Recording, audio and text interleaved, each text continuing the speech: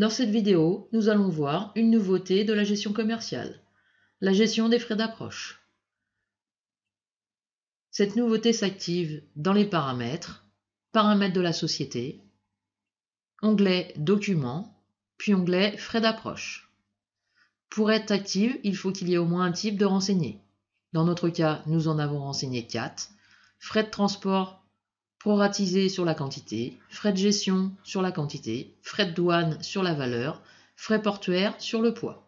Attention, si la proratisation s'effectue sur le poids, il faut impérativement que le poids soit renseigné dans les fiches articles, onglet Tarifs. Nous allons voir comment cela est géré dans une facture.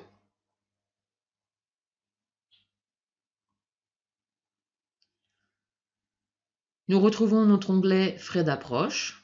Nous ne pouvons pas saisir puisqu'il faut que la facture soit validée en mode modification. Notre facture est validée. Nous activons le mode modification. Les frais d'approche sont accessibles. Nous saisissons le montant.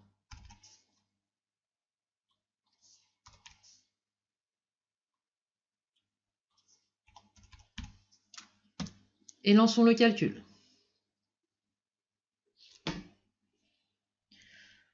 Les frais d'approche peuvent être modifiés à la ligne et lors de l'enregistrement de la pièce, le traitement vérifie que les cumuls frais sont égaux à ceux qui sont saisis en en-tête.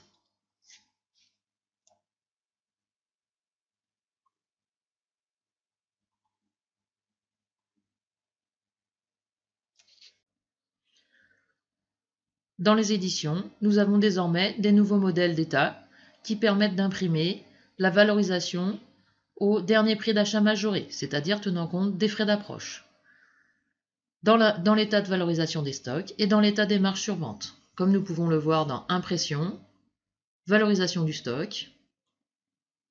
Ici, l'état prend en compte le dernier prix d'achat majoré.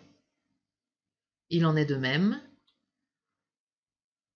pour l'état des marges sur vente. Ici.